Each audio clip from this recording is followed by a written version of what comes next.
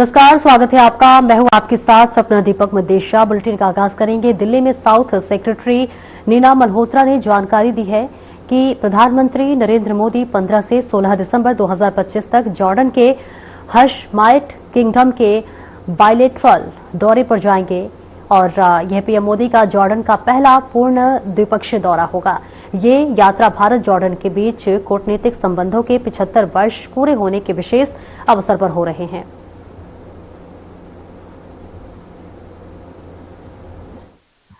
Namaskar, good evening, and thanks for your presence here. Let me begin with the Jordan leg first. At the invitation of His Majesty King Abdullah II bin Al Hussein, Prime Minister Shri Narendra Modi will embark on a bilateral visit to the Hashemite Kingdom of Jordan from December 15 to 16, 2025. This will be Prime Minister's first full-fledged bilateral visit to Jordan, which is coinciding with the 75th year of establishment of diplomatic relations between India and Jordan. Some of you may recall earlier Prime Minister Shri Modi had transited through Jordan in February 2018 while on his way to the state of Palestine. Even though it was a transit visit, exceptional courtesies were accorded to him by His Majesty the King, making it more than just a transit visit. The current full bilateral visit is taking place after an interval of 37 years. India and Jordan share warm and friendly relations marked by mutual trust and goodwill. The relationship spans across sectors including political, economic, defense and strong people-to-people ties. Our bilateral relations are marked by strong understanding at the leadership level.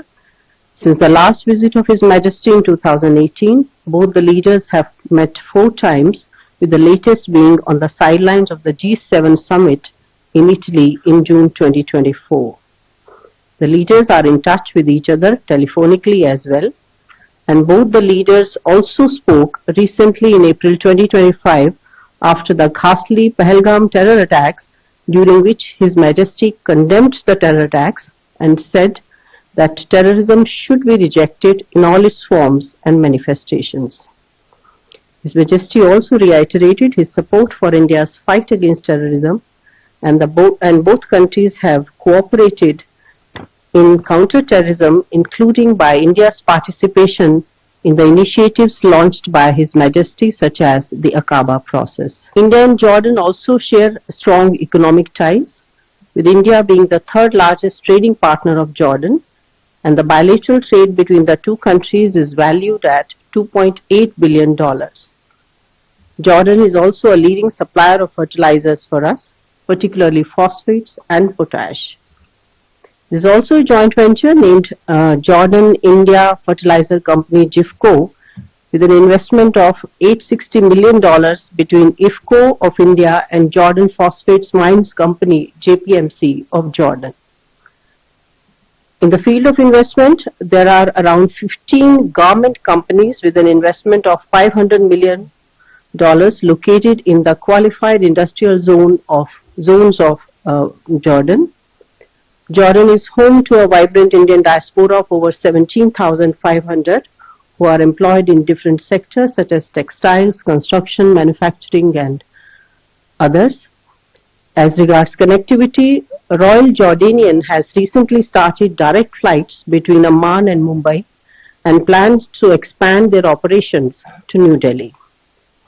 Jordan provides tourist visa on arrival to Indian tourists and have recently started electronic visa.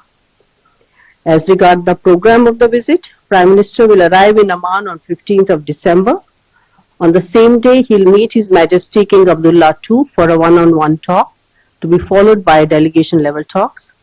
On the next day, Prime Minister and the King are expected to address the India-Jordan business event, to be attended by leading businessmen from both sides. Prime Minister will also interact with the vibrant Indian community in Jordan, and along with Crown Prince, Prime Minister will visit the historic city of Petra, a city which shares ancient trade linkages with India, weather permitting of course. From there, he'll emplane for the second leg of the visit, that is Ethiopia. Rail मंत्री अश्विनी वैष्णव ने कहा कि भारत अब कोयला उत्पादन में आत्मनिर्भरता की ओर तेजी से आगे बढ़ रहा है। वित्त वर्ष 2024-25 में ऐतिहासिक उत्पादन हुआ। देश में 1 बिलियन टन से अधिक कोयला उत्पादन दर्ज किया गया है और इससे पहले कोयले के लिए जो है आयात पर काफी निर्भरता थी, लेकिन अब ये निर्भरता काफी कम हो गई है। पहले उत्पादन के लिए लगभग 7,000 करोड़ रुपए जो है वो आयात पर खर्च करने पड़ रहे थे। कि सेंसस देश के लिए एक बहुत इम्पोर्टेंट एक्सरसाइज है, जिसके माध्यम से देश के बारे में, देश की जनसंख्या के बारे में हर एक जानकारी जो चाहिए होती है वो इसके माध्यम से मिलती है। पिछला सेंसस हुआ था 2011 में। 2021 में कोविड का पीरियड था, इसके कारण हो नहीं पाया, और अब अगला 2027 में होगा। और विश्व में भारत का census it's considered as the largest administrative and statistical exercise in the entire world. इतना मैसिव एक्सरसाइज है ये, इसके लिए पूरी तैयारी की गई है, बहुत वेल प्लान्ड तरीके से इसको किया जाएगा।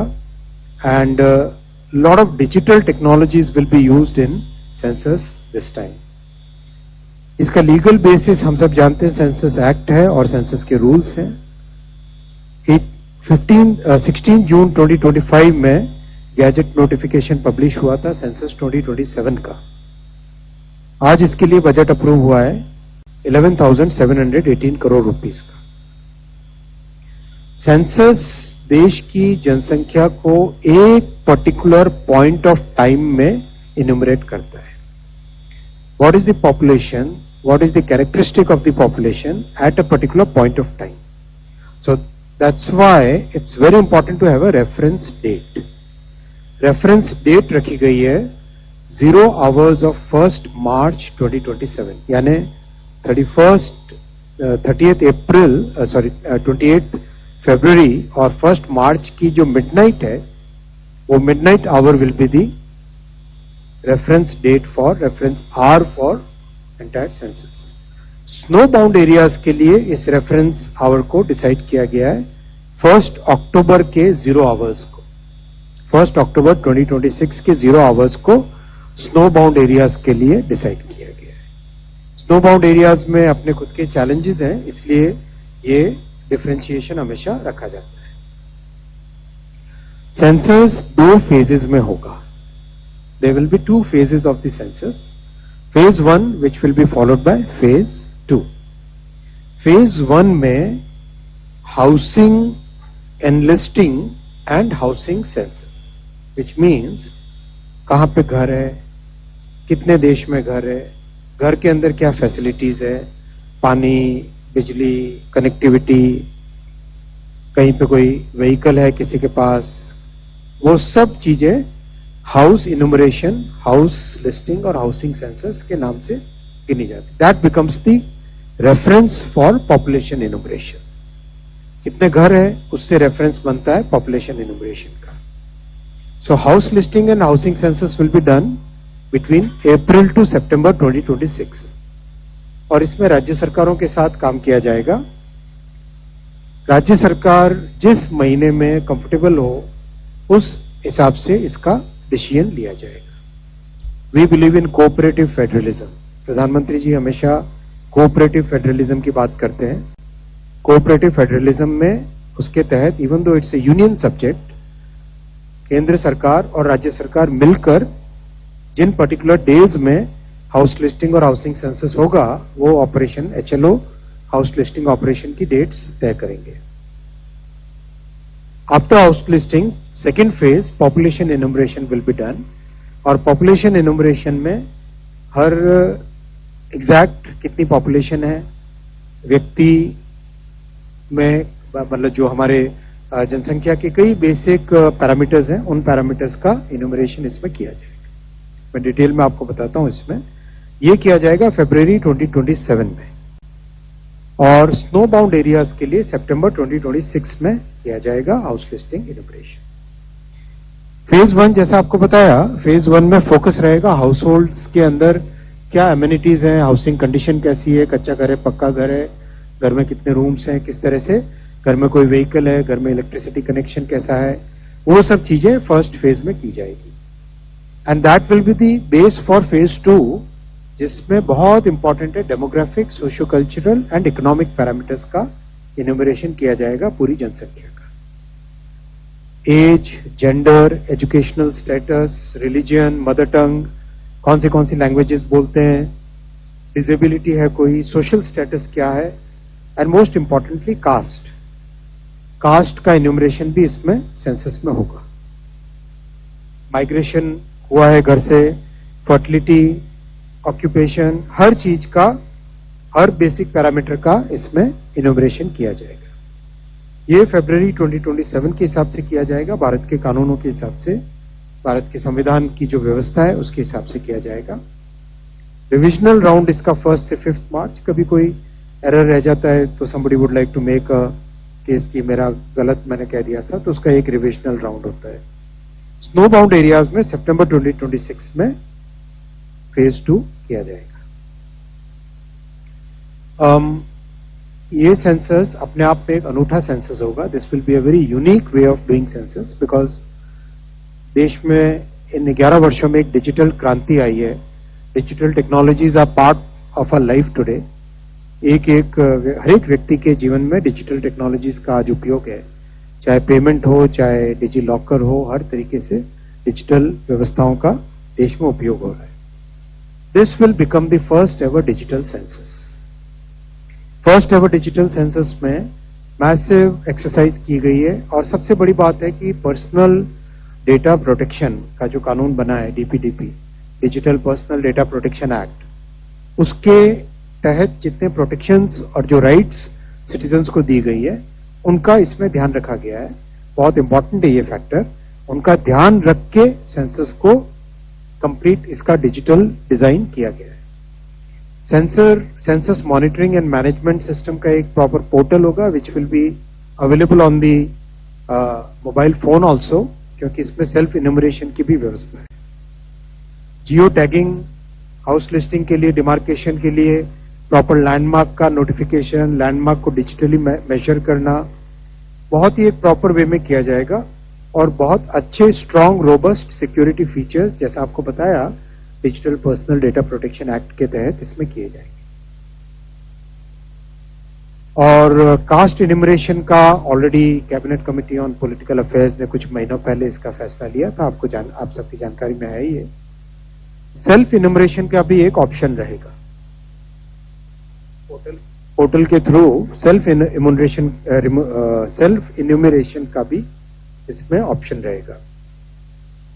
मोस्ट इंपॉर्टेंट, सेंसस का डेटा कई तरह की प्लानिंग में काम में आता है, तो इस पूरी प्लानिंग एक्सरसाइज में सेंसस एज अ सर्विस किसी भी डिपार्टमेंट को, किसी भी स्टेट गवर्नमेंट को जो अपनी प्लानिंग के लिए, योजनाएं बनाने के लिए, स्कीम्स के लिए और एक फ्यूचर की रोड मैप बनाने के लिए जो इन्फॉर्मेशन चाहिए होती है, वो सारी information census organisation will be able to give census as a service because of the way it is done digitally.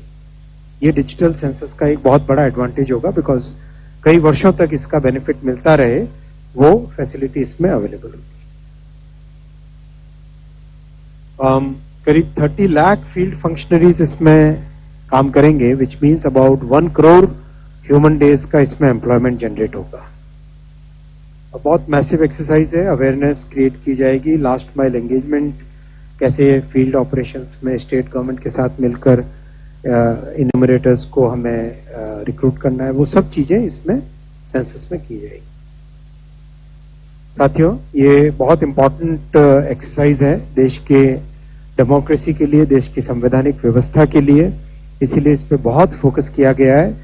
हर तरीके से रोबस्टनेस, हर तरीके से डिजिटल पर्सनल डेटा प्रोटेक्शन के तहत और एक डिजिटल माध्यम से एक प्रॉपर इसकी डिटेल एक्सरसाइज की गई है।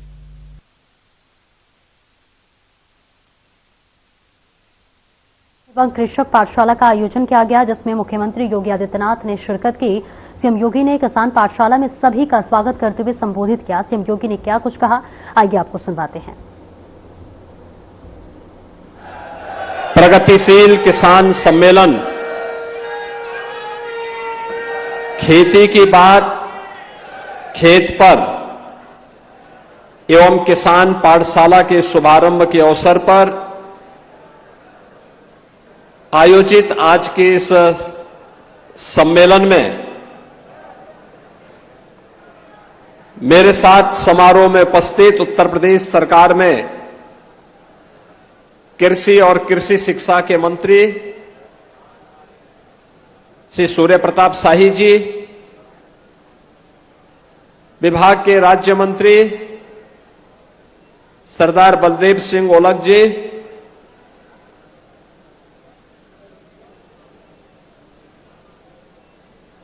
उत्तर प्रदेश सरकार में मंत्रिमंडल के मेरे सहयोगी श्री सतीश शर्मा जी, सुरेश राही जी, इफको के चेयरमैन श्री दिलीप संघानी जी, उत्तर प्रदेश अनुसूचित जाति जनजाति आयोग के अध्यक्ष श्री बैजनाथ रावत जी, जिला पंचायत अध्यक्ष श्रीमती राजरानी रावत जी,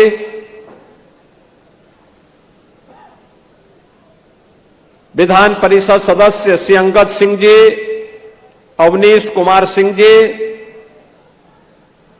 माननीय विधायक श्री साकेंद्र वर्मा जी, दिनेश रावत जी, रामचंद्र यादव जी, प्रगतिशील किसान और जिनकी सेवाओं के लिए आदरणीय प्रधानमंत्री जी ने उन्हें पद्म पुरस्कार से सम्मानित किया है और जिनके खेत में आज की किसान पाठशाला और प्रगतिशील किसानों का यह सम्मेलन हो रहा है, ऐसे राम शरण वर्मा जी,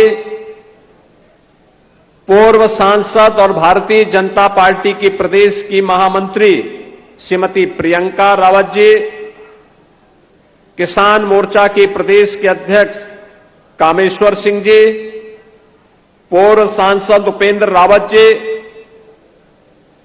कृषि उत्पादन आयुक्त दीपक कुमार जी,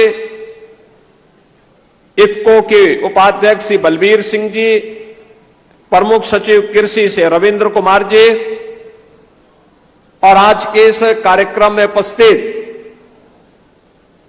बाराबंकी और प्रदेश भर से आए हुए हमारे सभी प्रगतिशील अन्नदाता किसान बहनों और भाइयों, मैं सबसे पहले इस किसान पाठशाला के शुभारंभ और प्रगतिशील किसानों के सम्मेलन में आप सभी का हृदय से मैं स्वागत करता हूं, अभिनंदन करता हूं।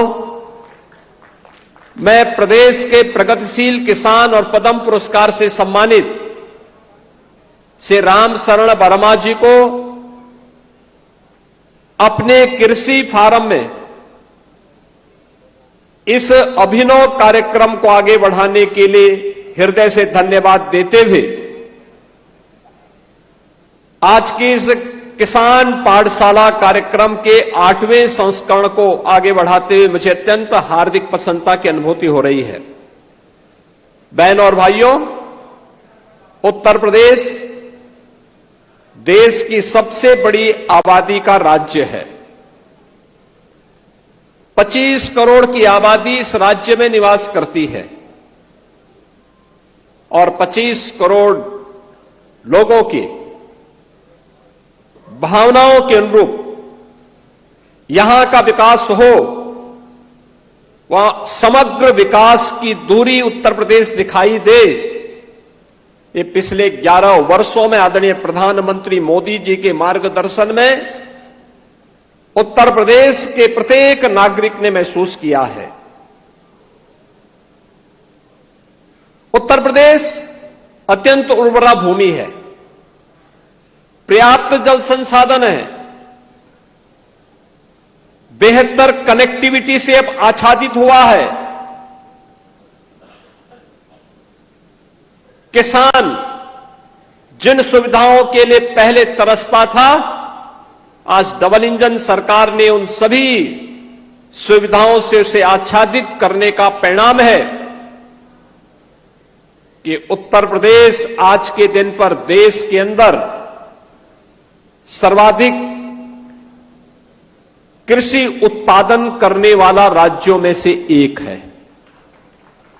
देश के अंदर अगर खेती योग्य भूमि को देखेंगे तो उत्तर प्रदेश के पास मात्र 11% भूमि है, लेकिन देश के खाद्यान्न की आपूर्ति अकेले उत्तर प्रदेश 21% करता है।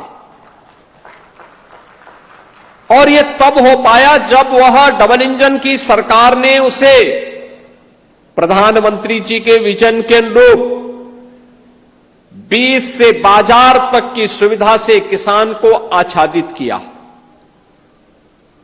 अब बीज से बाजार के बीच की दूरी को पाटने के साथ ही धरती माता के स्वास्थ्य के साथ ही पर्यावरण की सुरक्षा के जिस बड़े अभियान को लेकर के हम आगे बढ़े हैं, इसमें हमारे अन्नदाता किसानों की बहुत बड़ी भूमिका होने वाली है। बहनों और भाइयों, ये धरती माता हमें पेट भरने के लिए अन्न उत्पन्न करती है, लेकिन इसका स्वास्थ्य भी ठीक रहना चाहिए। और इसका स्वास्थ्य ठीक रहेगा तो मानव ही नहीं, जीव सृष्टि ही बची रहेगी, उसका स्वास्थ्य भी अनुकूल रहेगा। और उसके लिए अनेक कार्यक्रम वर्तमान में चल रहे हैं।